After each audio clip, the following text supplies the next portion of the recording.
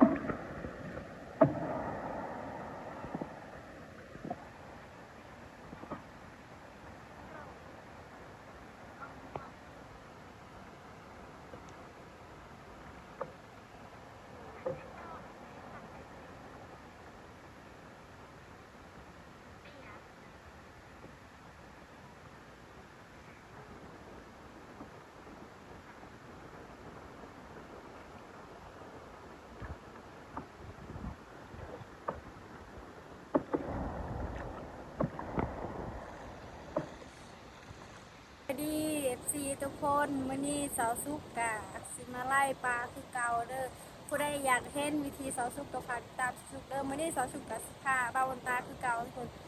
มื้อนี้สาวสุกว่าสิได้บ่ปลาทุกคนบ่ฮู้กันนะเบิ่งนำกันเลยนี่ทีมงานเฮาสบายดี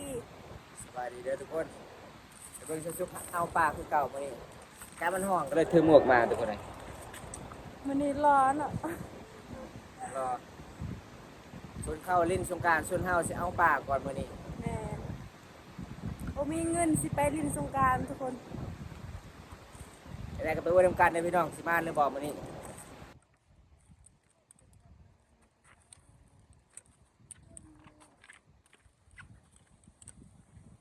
เอาทุกคนอันนี้สาวสุกเพิ่นว่าสิผสมเหยื่อก่อนมีลายบ่เหยื่อมื้อนี้ยังแน่มีแต่ห้ำคือเก่าบ่โอ้ไปเมื่อใดก็มีแต่ห้ำบ่มีเหยื่อขนมปังเนาะใส่ขนมปังโจโซนะสิเข้าป่าเข้าลายอยู่ทุกคนอันนี้เป็นสูตรแบบบ้านๆเด้อพี่น้องหาอยู่หากินเขตชนบทบ้านเฮาโดนแล้วบ่ได้อัปเดตวิถีชีวิตน้องหาอยู่หากินแบบนี้ก็เลยวันนี้ก็สิพาน้องไปหากินคือเก่าโอ้แสดงว่ามื้อนี้ลายเลยเหยื่อเฮามื้อนี้มีที่ห้ำเขาตำข้าวเลยนะทุกคนเลย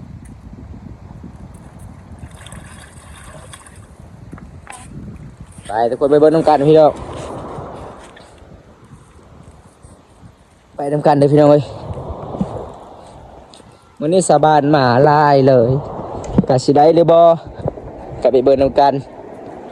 ปกติก็คือจุดนี้เขาก็อ้อยป่าได้จุดนี้ตะกี้ทุกคนน้ำมันยังใหญ่เดี๋ยวนี้มันน้ำมันแห้งแล้ว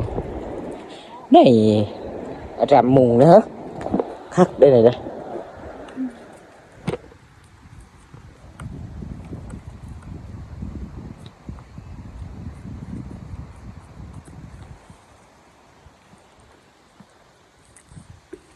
จุดนี้ก็เอาป่ะ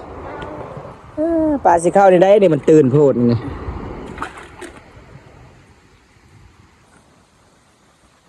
นี่ได้สุกไงนี่เล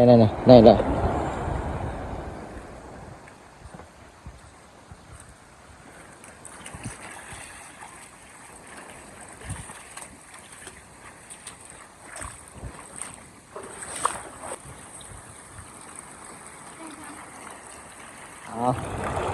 ตัวนี้น้องสาวเพิ่นก็สิอ้อยก่อนเลยทุกคนอ้อยปะไว้ละลายบอดเฮากะสิเราถ่าประมาณ1 นาทีหลังจากนั้นเฮากะสิมาไล่เด้อทุกคนเบิ่งนำกันนี่ไปเบิ่งนำกัน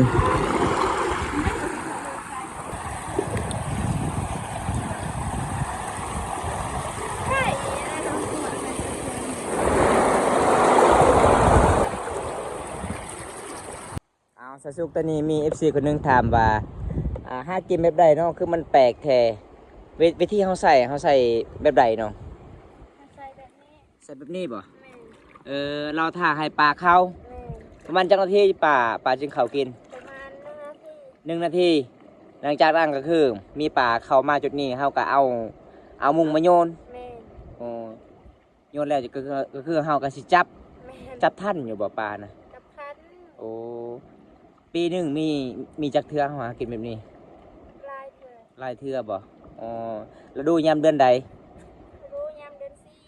เดือน4กับเดือนหยัง 4กับเดือน5ก็ได้ เดือน6เดือน7เดือน8เด้บัดนี้ บ่ได้ บ่ได้ถ้าน้ำใหญ่ก็เอาบ่ได้ บ่ได้ แสดงว่าบ่ได้หินบ่ได้มีหูเอาต้องเอาใส่บนนั้น แม่น เอาทุกคนแบบนี้เลยทุกคนเลยน้องอธิบายให้ฮู้จักอันนี้น้องก็สิวางเหงื่อไว้เอาตอนนี้น้องก็สิไปอ้อยต่อคือเก่าแปลกหลายเลยทุกคนที่ได้เห็นแบบสาวลาวหากินแบบโบราณเลย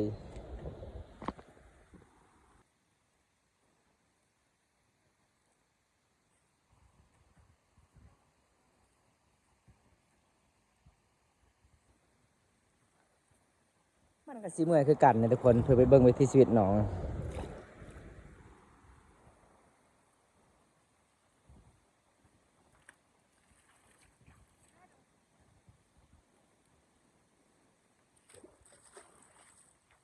เป็นคนช่วงหนาแรงพี่น้องคันช่วงน้ำใหญ่นี่มีที่ป่าใหญ่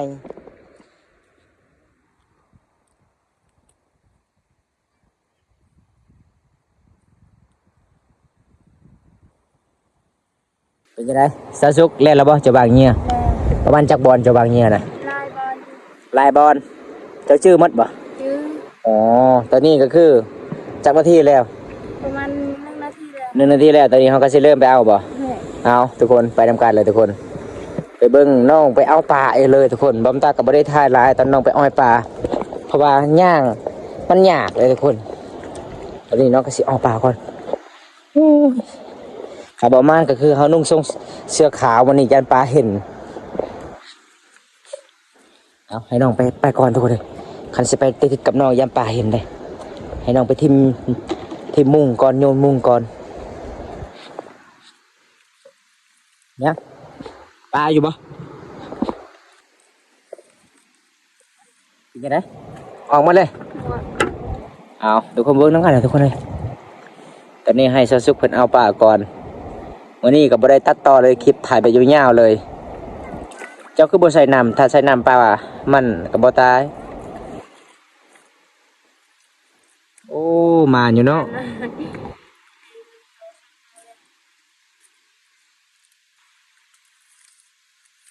ไม้ทีนึงได้2 ตัว3 ตัวโอ้ใช่เนาะมื้อนี้จะนุ่งทรงขนยาวเด้เขาจะนุ่งทรงสั้นนี่เรียบร้อย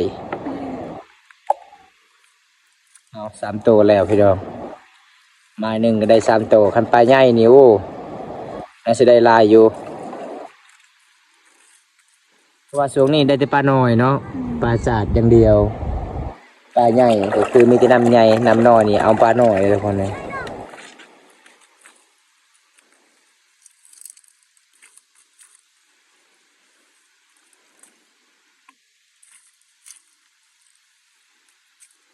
มาแล้วบ่ไปทุกคนไปเบิ่งไม้ที่2วันนี้ถ่ายไปยาวๆเลยให้ FC ที่รับชมสาวสุกหากินมันแปลกลายเพียงแค่อายุ15 ปีแต่ทุกคนน้องหาอยู่หากินกิ่งอิลีเลย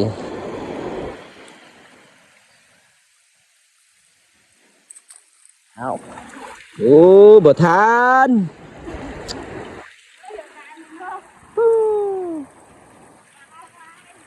ออกเลยจะโยนบ่แห่โอ้เสียดายได้ไม้คักแน่ไม้นี่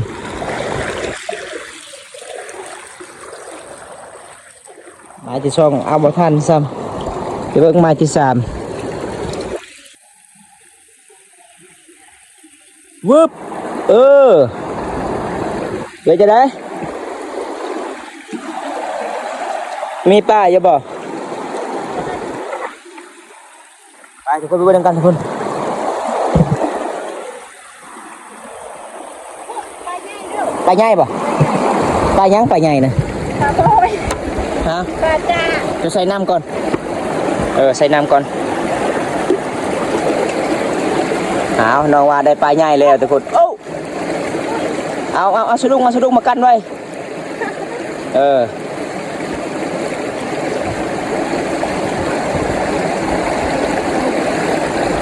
เห็นยังไงได้จับเลยป่ะออกเลย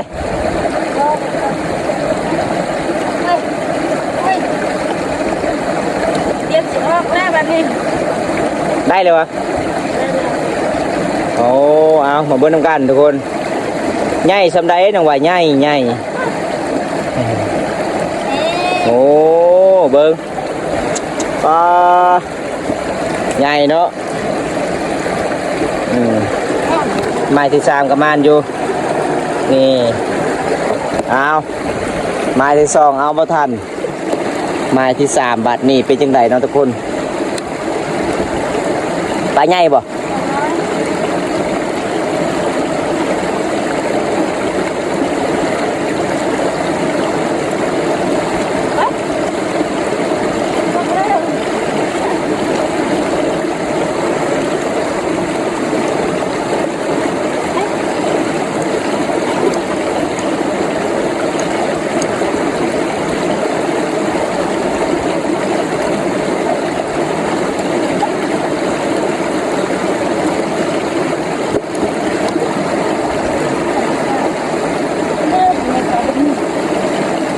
ได้อยู่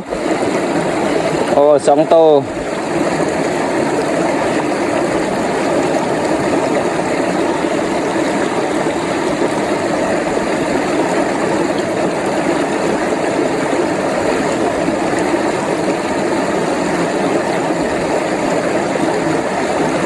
เรียบร้อยโอ้3 ตัวแล้วไม้ที่3มีตัวใหญ่ๆเนาะไม้นี่เนาะ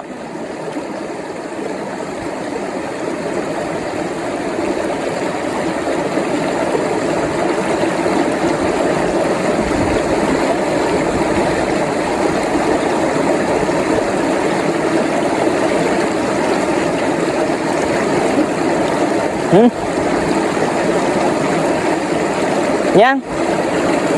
ปากข้าวนมเลยเอาระวังเลยน้องเอ้ย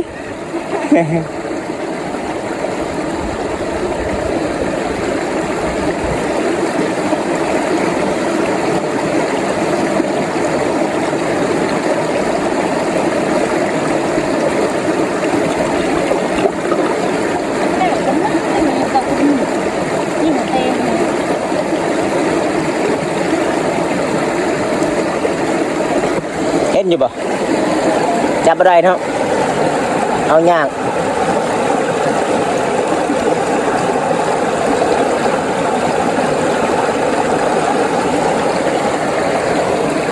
จับอะไรทุกคนเอายากอยู่ทุกคนจับได้อยู่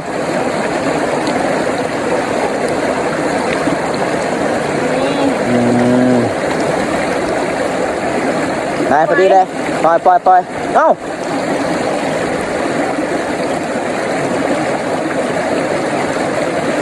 โอ้มานคักไปทุกคนไปเบิ่งไม้ต่อไปทุกคนเลยไม้นี่แสดงว่ามานอยู่เลยยังไล่มาอยู่ไม้ที่3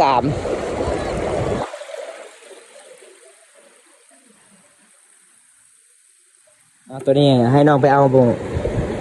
ไปทิมมุ้งก่อนเรียบร้อยมันน้อยเนาะสมบัติเนาะปล่อยไปถ้าปล่อยก็เอาไหมลุยต่อทุกคนเลยเบิ่งสาวบ้านเขาเจ้างอมหอยผู้